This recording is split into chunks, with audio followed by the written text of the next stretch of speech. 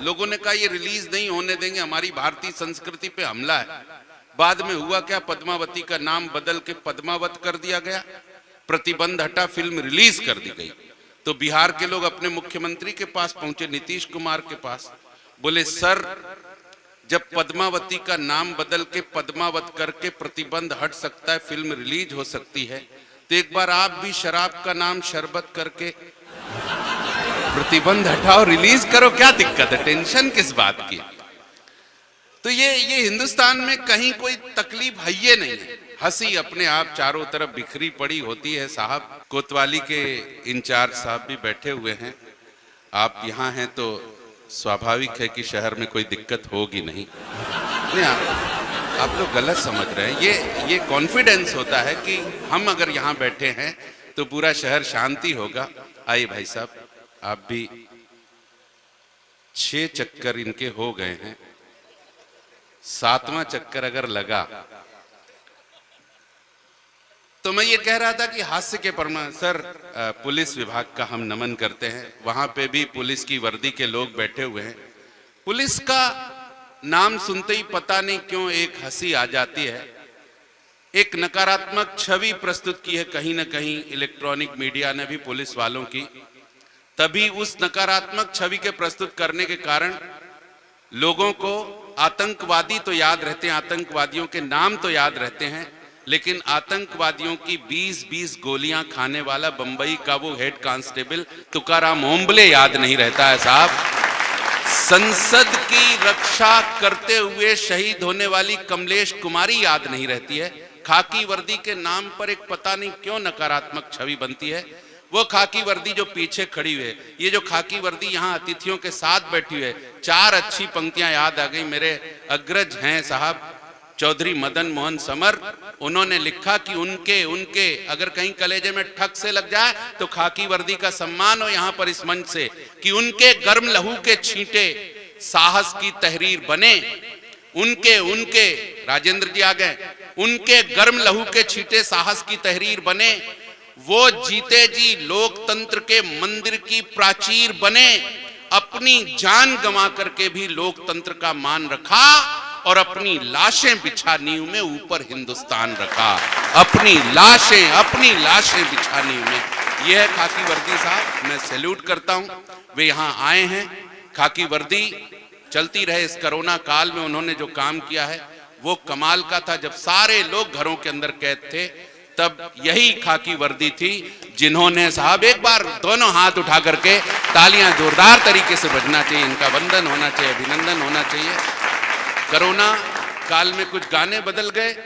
मधुप जी, गाना कितना प्यारा था, साजन मेरा उस पार है, मिलने को दिल बेकरार है। कोरोना आया, लोगों ने कहा दिल को कंट्रोल में रख, क्योंकि जहां तेरा साजन है वो इलाका रेड जोन में आता है, और अगर तू उससे मिलने गई तो 14 दिन के लिए क्वारंटीन होना पड़ेगा लौट के। एक गाना था, चलते चलते यूं ही रुक जाता हूं मैं, कहते कहते भी चुप हो जाता हूं मैं, क्या यही प्यार है? पागल, ये प्यार नहीं है, पुलिस का डर है जो बाहर खड़ी है। हाँ, अगर बाहर निकले तो वो टैटू बना देगी। टैटू से मुझको याद आया, बंबई गया था तो एक लड़का 18-19 साल का हाथ पकड़े रो रहा था, टैटू गुदा हुआ था हाथ में। मैंने कहा जब सहन नहीं होता तो टैटू काहे को गुदवाते हो? बोला इसलिए दर्द के कारण नहीं रो रहा हूं। मैंने कहा फिर? बोला स्पेलिंग गलत हो गई है, कैटरीना लिखवाना था कुतरीना लिख दिया है उसने, अब जाके कैसे दिखाएं उसको। इसलिए हिंदुस्तान तो साहब आनंद बरसता है, विदेश के लोग इस आनंद को क्या जाने।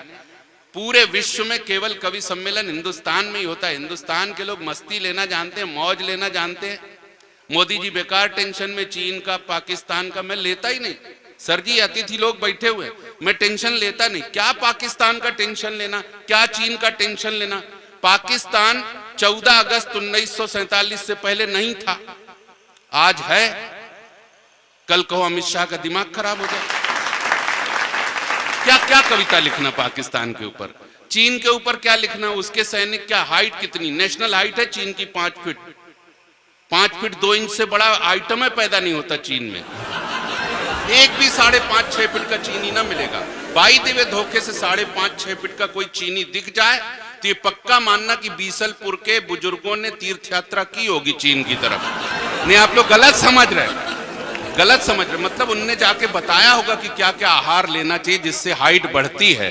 पत्रकार बैठे हुए हैं, आजकल के प्रिंट मीडिया के पत्रकार, इलेक्ट्रॉनिक मीडिया के पत्रकार, आजकल की मीडिया तेज हो गई है। मैं सबको प्रणाम करता हूं, दिल से प्रणाम। मीडिया इतना तेज कि इधर घटना घटी और अखबार में छपी, घटना घटी नहीं और अखबार में छपी नहीं। अब तो कभी कभी घटना इंतजार करती कि अखबार में छपे तो हम घटें। एक छोटी सी घटना मुझे याद पड़ती है, मजे लीजिएगा, आनंद लीजिएगा। एक बार एक जंगल में एक बंदर अपनी बंदरिया को अपनी बहादुरी के किस्से सुना रहा था। बंदरिया बड़े ध्यान से सुन रही थी। सुनते सुनते जब बोर हो गई तो बंदर से कहा, इतना बहादुर है तो नीचे शेर बैठा, उसकी पूंछ मरोड़ के दिखा। अब साहब, जो बंदर अपनी बंदरिया की बातों में आ जाते हैं आप लोगों को ऐसा नहीं कह रहा मैं कुछ, जो आ जाते हैं वो ऐसा भी कर लेते हैं। बंदर आया, ताव में नीचे उतरा, शेर की पूंछ मरोड़ दी। शेर ने सोचा कोई ताकतवर जानवर है, तब तो ऐसी बदतमीजी कर रहा है। आंख खोल के देखा तो बंदर, शेर का दिमाग खराब हो गया।